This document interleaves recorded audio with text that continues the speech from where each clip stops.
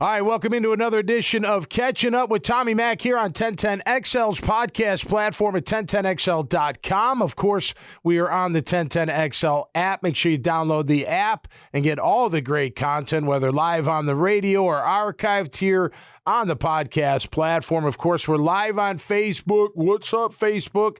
1010XL's page and my page as well. Good afternoon to everybody. Happy Friday out there. This show brought to you by my friends at The Carpet Man. You may or may have not seen the commercial, but luxury vinyl planking is the name, and the game at Carpet Man is luxury at the lowest prices. Check them out right there on Wells Road in Orange Park and on St. John's Bluff, right there near Beach Boulevard. Carpet, laminate, hardwood, and LVP. Carpet Man's LVP. Oh, yeah, all good stuff. And also want to welcome an old friend, but a new business name, a new branding. It's Chris Lucero's Bail Bonds down in St. Augustine. Look, hopefully you never need Chris's services, but when you do or if you do, he's the best in the business. I know personally, okay? Helped a family friend out. They were out of town. They needed some help here in Northeast Florida.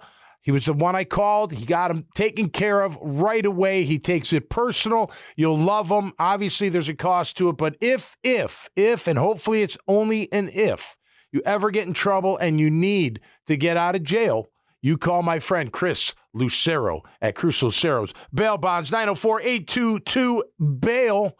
That's right, 822-2245. For some of you, plug it into your phone. You know what I mean? Keep it in your contacts. Hopefully you don't need it, but sometimes you do need it. And look, we all make mistakes. It's all good. I'll tell you this, when he helped us out in a moment of darkness, he was a shining light, man, and that means a lot, no question about it. Of course, I'm in the 1010 XL's studios. All right, we're going to get into a few things today.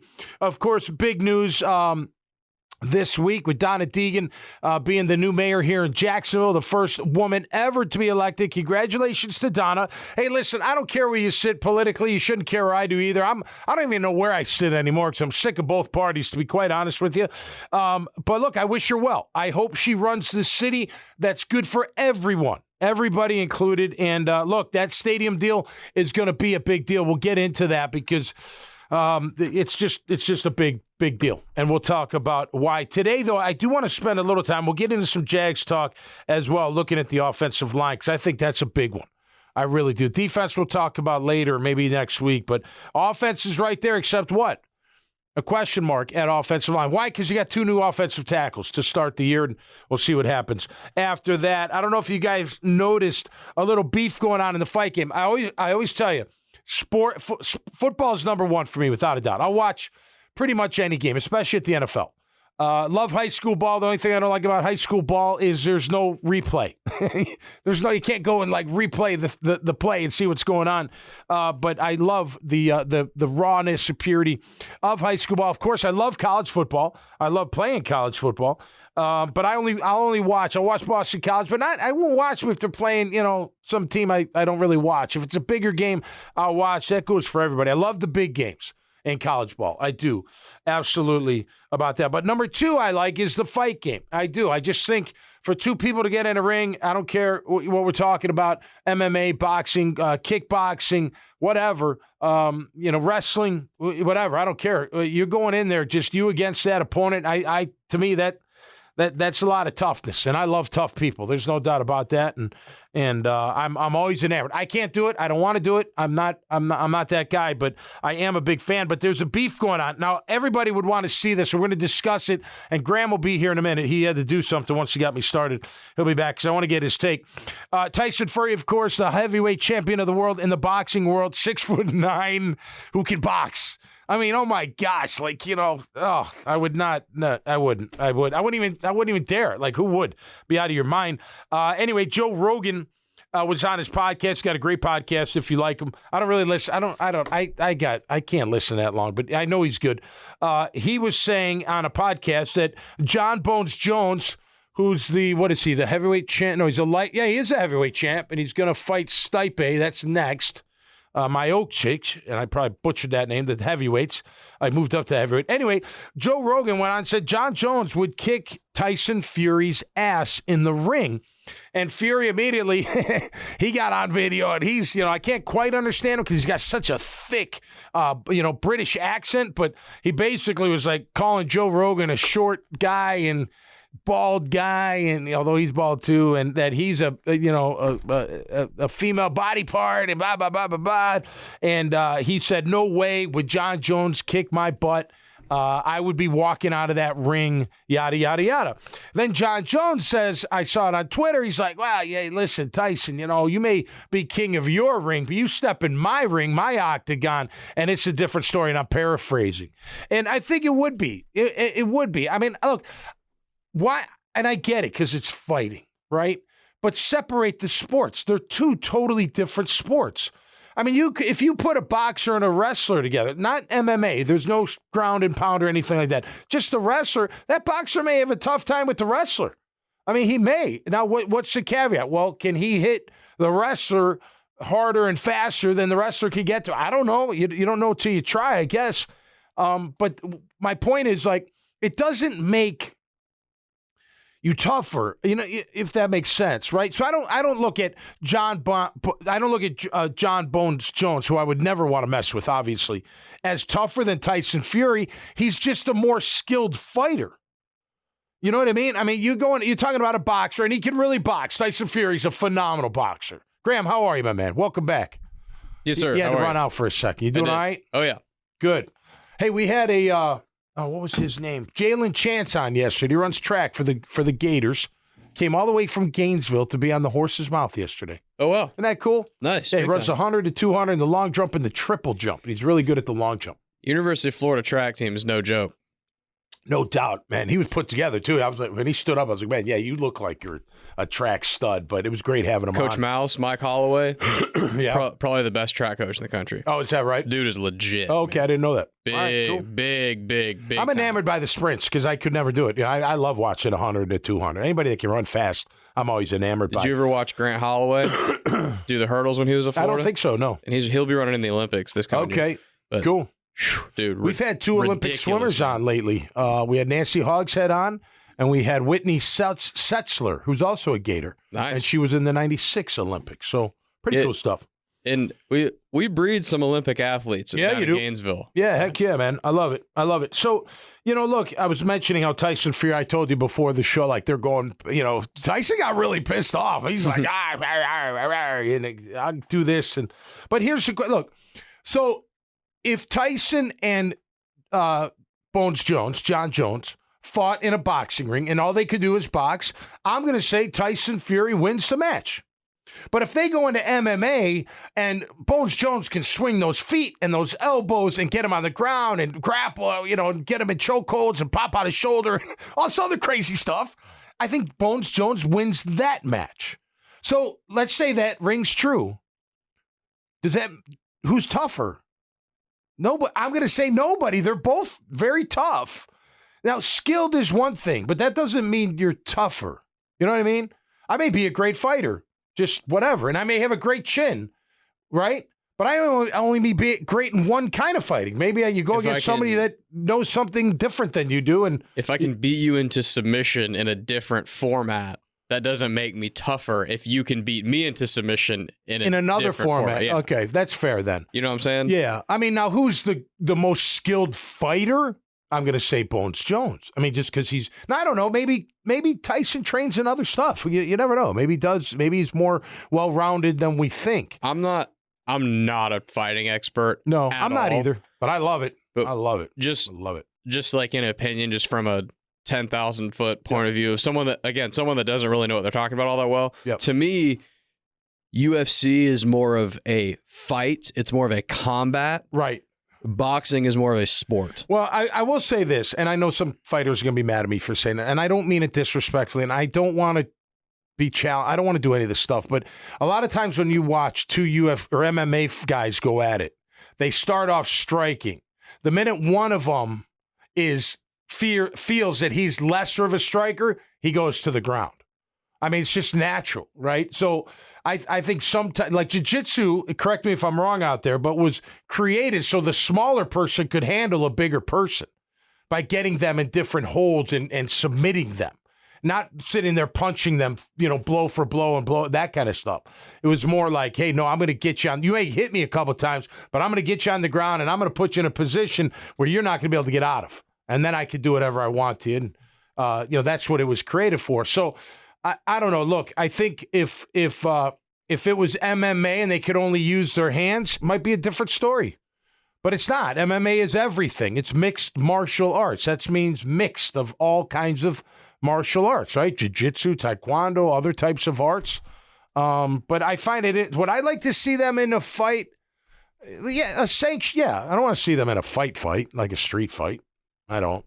And again, what if it was in the street and Bones Jones is that much more skilled and would win? Does that make him tougher? Or just a really good fighter?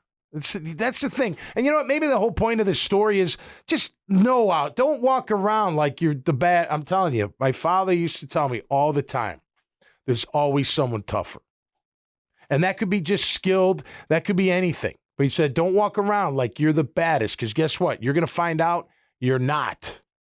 Just like there's always someone smarter, there's always someone faster, there's always someone stronger, there's always someone taller. Doesn't make him a better person, but these things are true. Now, there's another fight coming on, Jake Paul versus Nate Diaz, which is a little bit like flipped a little bit, right? Because here comes Nate going into the boxing ring with Jake Paul. And, look, I credit Jake Paul for building this thing, but I still want to see someone whip his you-know-what ass. Just to see it. You know what I mean? Everybody does, but he has proven that he is a worthy fighter. He's a tough kid. A guy, I should say kid. He can take a punch, and he does know how to box. There's no doubt about it.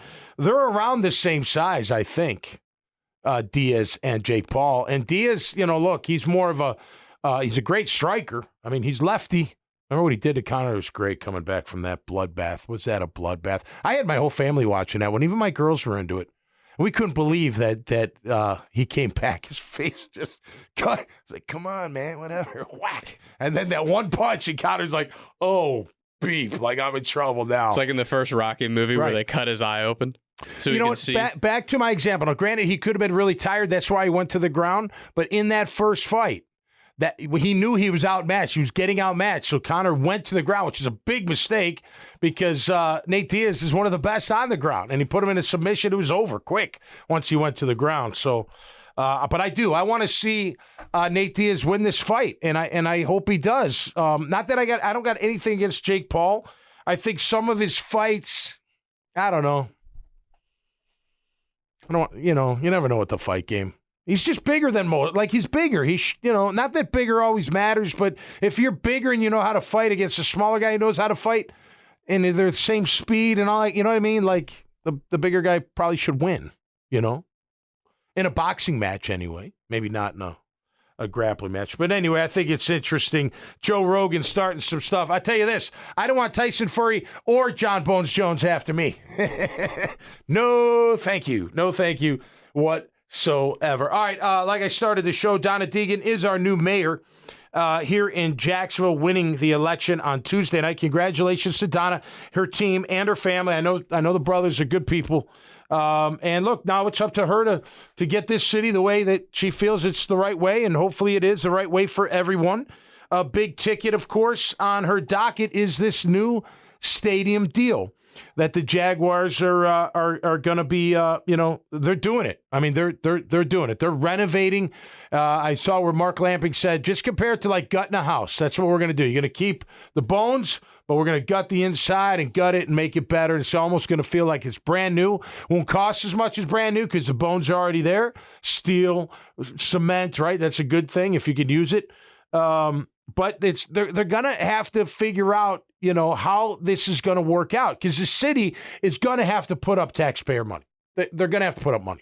What's that number? I don't know. What's the total number the project costs? I don't know. I mean, if Buffalo's 1.4, 1.2 billion for a full renovation, maybe it's not that much, but it's probably pretty close. But even if you say conservatively it's 900 million, the city's got to probably put up, I don't know, third? I don't know. Some people think half. I don't know. I mean, that's just. And by the way, look, it's going to work out. I'm very confident that it's going to work out. Keep the parties out of it. Donna knows how important it is that the Jaguars are to Jacksonville. She's been here the whole time. She understands that. It's not as when it comes to the team, in my opinion, it's not as liberal conservative as people think it is. In terms of in terms of if a Republican wins, that's great news for the stadium. If a liberal wins, it's great news, or vice versa, or whatever. It's not as from a 30,000-foot view, and this may not be true to Don, and I'm not trying to say it is, but from a 30,000, Republicans like growth, right? They're more like, let's go, let's build, let's grow this thing. Democrats are more like, oh, let's hang on a second, let's make sure we're not spending too much money. I get it. You got to look somewhere in the middle is the best way. It always is, but nonetheless, this stadium deal is a big deal. And this is on her legacy, and I know she's going to get it done. And they're going to have to come together. You know, you're starting to hear all the speculate. You're going to hear it, folks. You're going to hear it. And I'm with. Look, I didn't read Gene Fournette's thing on Twitter on Jacksonville.com, but he's like, look, for 2 years of displacement, and you keep the Jaguars forever. It's worth it. Well worth it. It's worth it. And you're not the only team, so you got to go to Orlando. I know it's a drag, but so what? Go to Orlando. Go to Gainesville. You know, and you'll pick up new fans. I get it. And maybe you can't go, so you can't go. The team, they understand. You know, if you can't make it that trek, it's too, the money, the extra money of gas and, whatever. Getting down there, lodging, all that stuff. If you can't go, you can't go. They'll still be on TV. There's no doubt about that. I won't be going down a ton if they're in Orlando. I'll go a little bit, but I'm not going to go every home game. I wouldn't even go to Gainesville for every home game. I'll watch it on TV, but I'll go to a couple for sure, just for the experience.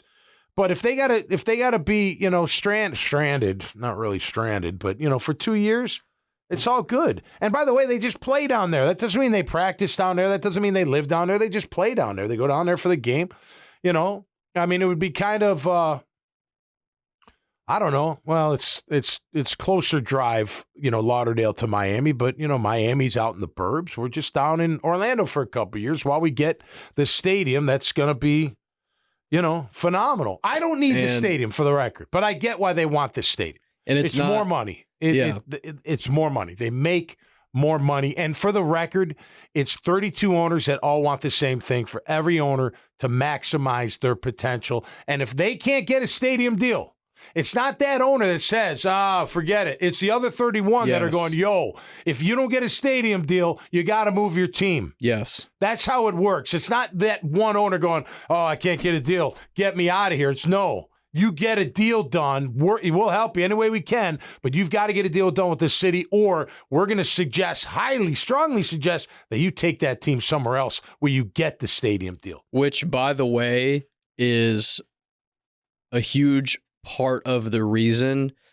that the deal has to be as close to 50-50 as possible with the city, because it doesn't have to do as much with, Shad Khan only wants to foot X amount of the bill. No, right. It has to do with how they structure it. It has to do with the city of Jacksonville showing the entire NFL, i.e. the other 31 owners, that they are bought in to paying the price that it costs to have an NFL team. Yep. That is why San Diego does not have an NFL team right now. You're right. And that's why St. Louis doesn't have a team. They wouldn't give him a new stadium. Correct. He said, I'm out of here. Correct. Shad could say, I'll foot 100% of the bill. Yep. That's not the point. No. The point is the city of Jacksonville saying we are committed to the Jaguars. Yep. We're committed to the NFL. Yep. We're committed to growing the brand. Yep. And if the city doesn't want to foot enough money, that's a problem. Right. That's what it comes down to. That's why the negotiations are tough. I'm sure Shad in a perfect world would just be like, listen. I'll just do it. Right. I'm freaking made of money. Right.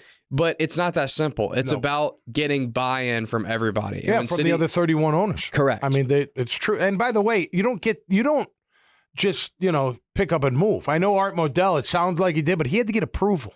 Right. He didn't just take his team and go to Baltimore. They had to say, okay, you know what? You can go to Baltimore. And they couldn't get a new stadium deal. I played in that old stadium in 95. I remember sitting there in a crapper before the game like, man, think all the legends that sat here. Because he was like the old. I'm not kidding. I was like, damn, this is an old stadium. It's like, wait, did I hear that right? Yeah. I mean, seriously, I'd be like, holy cow, like, who was in here, you know? Like, think of all the, like Sam Huff. Did Sam Huff, you know, was he in the same stall before the game? You know? Pretty wild. Pretty wild. But, yeah, I mean, look, we all want him to stay. No doubt. And I believe they will. We got to get this done. 50-50. I mean, I'm not involved at all, of course. $500 million to put up, plus all the other developments we got going on downtown. I mean, there's a ton of development going on. Maybe you got to stop some of that to get the stadium. I mean, that's good. There's a lot that goes into it. It's a lot of money up front, but it's all an investment. No, I know. I know, but it's still. It's about Jacksonville continuing to make more money because they have more things. Because, by the way, Matt Hayes is really good about saying this all the time on XL Primetime. Yeah. You get the new stadium done, it's not just about Jaguar games.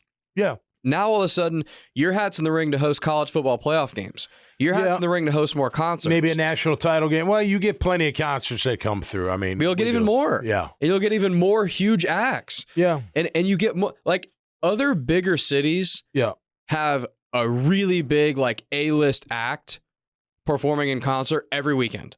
Jacksonville gets a lot of them, but get even more. Get even more. I'm all for more, of course. I wonder how many people out there in Jacksonville, Northeast Florida, sit there and say, you know what? We'd be just fine without the Jaguars. I wouldn't be one of them, but, you know, they could sit there and go, well, wait a minute. We still got the big truck that coming through here. We still got concerts that come through here. We still got Florida, Georgia that comes through here. We still have a New Year's Day Bowl, right, with the Gator Bowl. I mean, we could attract more, you know, teams that come over here to play. I don't know. I'm being the devil's advocate. I want, you know what I want? I want them to stay here and get whatever stadium you work out. And again, I don't need the stadium. Will you keep all the stuff you just said if you lost the team or didn't renovate or whatever? You'd keep Florida, Georgia. Are you sure? Both schools have people lobbying to take that game out of Jacksonville as but that's more recruiting and stuff. That's not because the stadium sucks. I mean, the stadium doesn't suck. I agree. It's not a bad stadium. I totally agree. But take the Jaguars away overall. But I totally agree. But if you took the Jaguars away and all of a sudden TIAA, but they were here way before us. Yeah, they were. So, but things have changed. Like, I mean, the New Year's Day Bowl wouldn't change. Still be the Gator Bowl. Yeah, it would be. That's true. The Gator Bowl before us, you know, before we started. Look, when the stadium was the Gator Bowl. I believe the Jags are the heartbeat of our city. That's why we need them to stay here. I believe that. I do believe it's put us on the map even more. There's no disrespect, but I had no idea that Jacksonville even existed back in '95. Yeah, 100%. I never even knew it was here until the Jags brought me up here. You know what I mean? So it did. It helped a lot, and it still helps, and it does bring in business. It brings in commerce. It brings in people. It's a good thing, and I think they'll find a way to get it done. It's that important. It really is. And by the way, just because I've seen some of this on Twitter, not a ton, but some. Yeah. Whenever the idea of the team having to relocate for however much amount of time in order, we already talked about that. To the people that believe that, I saw like one guy, for example, talking about how like no other team has to do that. That's not true. That's not true. That's not true at all. That's an ignorant statement. And again, I don't want to paint the picture that like everyone out there thinks Chicago just did it. Chicago's done 3 hours away. Champaign, Vikings, Illinois. The Vikings did it. The Chargers played in a tiny little soccer stadium. 27,000 seats. The Rams played. They played the Rose Bowl, I think. Yeah, they played the Rose Bowl for a year or two, maybe. Yeah, I think because they moved to LA before the Chargers did. Right. The Raiders postponed when they actually moved to Vegas to get their stadium built. Every team has had to adjust in some way. And by the way, when you look at like the Dolphins who didn't have to relocate, that's obviously the perfect scenario, and that seems great. But for all of us that aren't Dolphins fans and weren't going to Dolphins games throughout that time, it seems perfect. I'm sure if you ask a Dolphins season ticket owner, I'm sure they'll tell you that, you know, construction and all that was probably a disaster during the time they were doing it. Because that's just how it is. It sucks. I'm sure they will tell you that was not a fun experience. But they moved just to Lauderdale. They're playing in the Miami, the Orange Bowl prior to that, right? And by the way, they're not the Miami Dolphins anymore. They're the Fort Lauderdale Dolphins. So we're just calling that. Just like the Bears are going to be the Arlington Heights Bears. No, I'm just kidding. They're moving out though too. I mean, they're taking off to the suburbs. I used to go to Arlington Park and bet on the horses on Fridays. It was dollar beers. It was great. I mean, it really was a great time. We go to Arlington Park and party for a few hours. A few bucks here on try to get the, what do you call those when you get 3 in a row? You get the first, second, and third parlays and whatever. Oh, yeah, what I'm talking about? It was fun. And, sometimes you win, you get hitting a parlay is it's a rush like no other. Yeah, it is. It was pretty cool. Pretty cool. All right, I'm going to wrap up this show. Just, look, we're talking on Jaguars today about offensive rankings. I forget who put it out there. And they did a pretty good job of detailing and whatnot. Jags offense, I think they had them ranked like 8th in the league. Jags defense, another way they did it was a totally different thing. It was around 27th. Going in. The offensive line was the biggest question mark, and it is if you think about it, because we don't know when Cam's coming back. You got you got 2 new tackles. Listen, Barch or Shatley, Fortner, Scherf, good. I'm good. Would I like a bigger guard? Maybe. We'll see. But you know what? Barch was playing pretty darn well before he got hurt, and Shatley always plays well, and nobody gives that guy credit, but he fills in nice. He does. Overall, they did a good job as an offensive line. But now we're back to, okay, well, Cam's out. Walker Little's going from right to left. He played left, he played right now, but now he's going to be our left. And we drafted a rookie in Anton Harrison. Reports were we're trying to get Jonah Williams from Cincinnati. That didn't work out. Hey, maybe they don't draft Anton Harrison if they work that out. Maybe Jonah plays right or maybe he plays left and then Walker plays right. You just never know in that scenario. I'll just say this, and I said it on the air. Look, Walker Little, man, this is take the job, bro. Just take it. Forget about Cam. Forget about anything else. You're the left tackle for years to come. But you got to take it. You got to earn it. You got to go out there and make it happen. And I do think that's the biggest. We know, and by the way, you can combat poor play with quicker plays, right? Makes sense? Bad tackle play. You can get the ball out quicker, and Trevor gets it out really quick. A lot of that's by design. A lot of it's just he's getting better at processing and getting the ball out. Mobility for a quarterback helps too. Oh, escaping pressure, of course, and being able to throw on the run and making things happen. If Joe Burrow didn't have decent mobility, he might have died 2 years ago. No, you're right. You're absolutely how bad right. That offensive line was. You're totally right. Got sacked like 75 times or something like that. It was ridiculous. Yeah, it was unbelievable. Then they got Orlando Brown Jr. They moved Jonah Williams to the right tackle. We'll see how that works out. But I think that's the biggest thing now for me. I mean, I want to see the pass rush. I want to see how this defense. I think they got some flexibility, creativity built in with the defense, in new players and guys coming back. We know Calvin Ridley's here. We've got weapons on offense. We've got the running backs. Looking forward to seeing Bigsby. Looking, of course, to seeing ETN. You got the tight end. You got the Trevor. You got everything. But what you might not have is protection of my QB. And that's got to be number one going in. That kid cannot get hurt. You don't. It's like the way I look at my daughters. You put a scratch on them, you're dead. Period. You know what I mean? You want to take my daughter out? Great. You better make sure she's happy and there's not a scratch on her. Because if there is, I'm holding you accountable. That's how our offensive line's got to be. And they were last year. They were. Part of it was play call. Part of it was getting the ball out quick. Part of it was Trevor getting better. And part of it was them just doing their job. I mean, you look at that offensive line as a whole. Again, 4.7 yards a carry overall. And then ETN was higher than that. And then 26-7 sacks.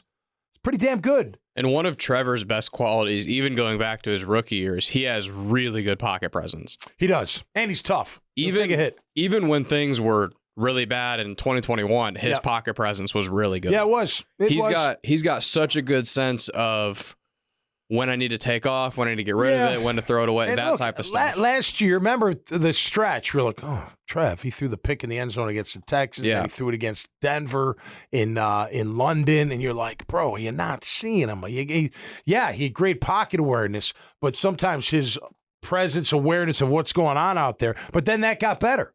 That got better throughout the year, and hopefully that's going to just continue to get better. But that O-line's got to make it happen. In my opinion, I think you got everything in place, and you may have it all in place. And you know what? Walker Little may end up being a great left tackle for this team. I think he can be. I've said it before. I'll say it again. He's got all the tools. He's just got to put it all together week in and week out. And you know what? If Cam comes back, you're playing so well, Cam's watching, or he's swing tackle, or he's a guard because you need him. Or who knows? You just never know. But if I'm Walker, that's my job and my job to keep. All right, y'all have a great weekend out there. Hope you enjoyed the show. I want to thank the sponsors again. Really appreciate them. The Carpet Man, of course, and Chris Lucero's bail bonds. More to come with those types of businesses. Got room for more as well, too, if you'd like to come on board. I love endorsing and representing our local businesses here in Jacksonville. So until next time, stay safe, be cool, have a great weekend. And we'll see you on Tuesday right here on Catching Up with Tommy Mac on 1010XL's podcast platform at 1010XL.com. Have a great day, everybody. Peace.